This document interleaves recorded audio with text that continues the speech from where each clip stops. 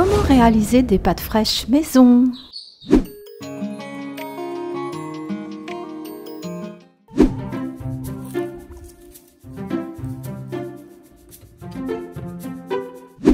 Bonjour! Rien ne vaut le goût des pâtes fraîches faites maison. Saviez-vous que faire ces pâtes maison est plutôt très simple? Simple, très économique et incomparable niveau goût. Et on peut les marier à toutes les sauces sans nuire à sa santé ni à son poids, bien au contraire. Les pâtes, ça ne fait pas grossir. On va voir dans cette vidéo les ingrédients, la méthode, le matériel, un petit point diète, budget et conservation bien sûr. Si jamais vous aviez peur d'en réaliser vous-même, eh bien vous serez paré. Allez, je vous montre tout de suite, on met le tablier et on file en cuisine. Pour les ingrédients, rien de plus simple. Un œuf, de la farine de blé, une pincée de sel, c'est tout. On compte un œuf pour 2 personnes environ. Il faut prévoir 10 minutes de préparation sans compter le temps de repos. Et seulement 2 à 3 minutes de cuisson, pas plus.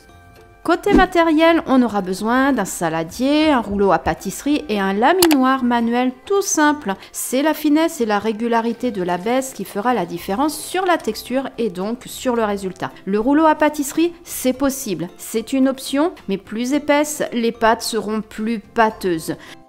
Côté œuf, c'est l'aliment le plus complet au monde. Bonnes protéines, bons lipides, le tableau est complet en vitamines et minéraux. Vous pouvez utiliser des œufs de poule ou autres volailles. Côté farine, vous pouvez utiliser une farine raffinée, T45-55, mais vous pouvez utiliser une farine semi-complète ou encore complète T150 pour un max de fibres. Vous pourrez réduire un tout petit peu la quantité de farine par rapport à l'œuf car les fibres vont plus absorber l'humidité de l'œuf.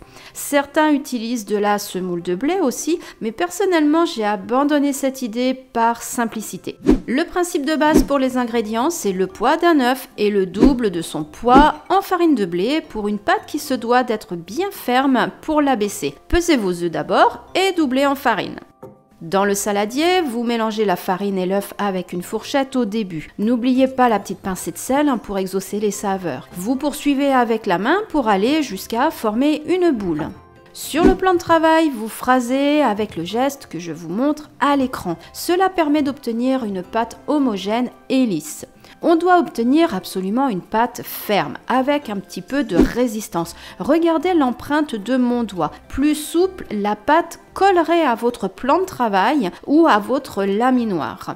Vous réserverez un bon 15 minutes bien enveloppé, au frais, c'est mieux.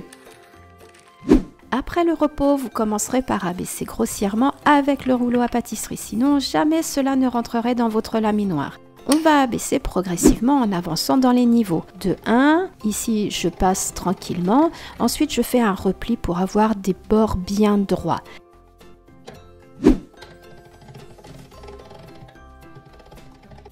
Niveau 2 et je passe.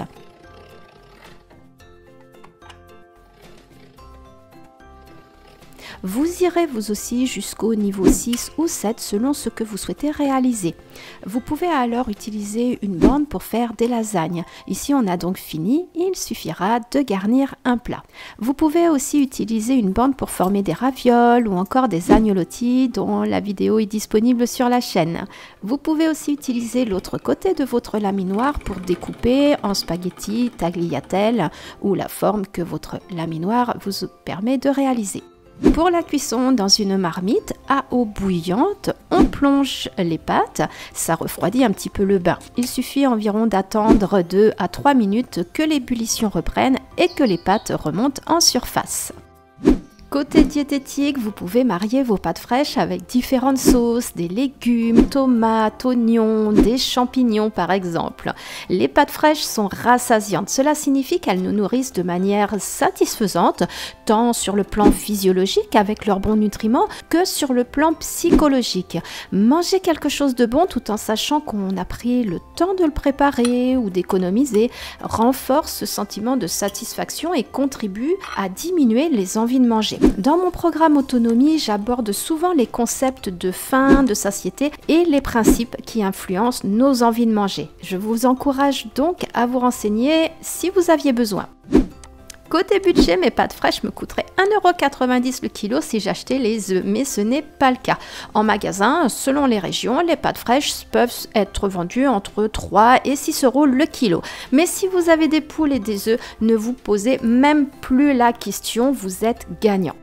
En ce qui concerne la conservation, il y a plusieurs possibilités, et notamment au réfrigérateur.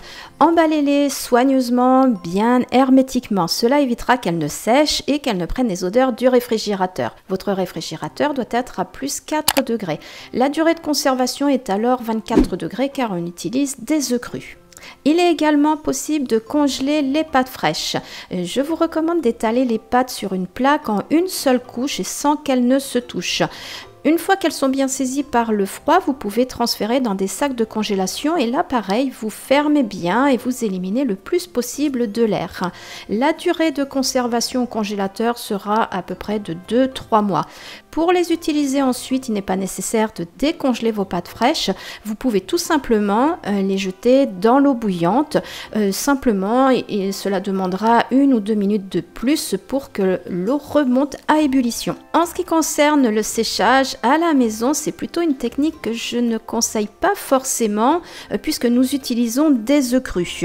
Cela pourrait en fait altérer leur qualité et surtout leur sécurité puisqu'il y a de la salmonelle, de la listeria et nous n'avons pas vraiment de procédé efficace à la maison.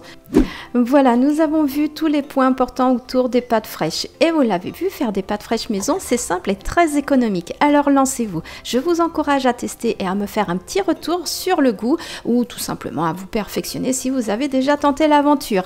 Je vous invite à passer en commentaire si vous avez besoin de précision. N'oubliez pas à vous abonner à la chaîne pour ne rien manquer des futures vidéos. En attendant, je vous souhaite une très belle journée, un bon appétit et vous dis à très vite ici sur Cuisine Ophélie.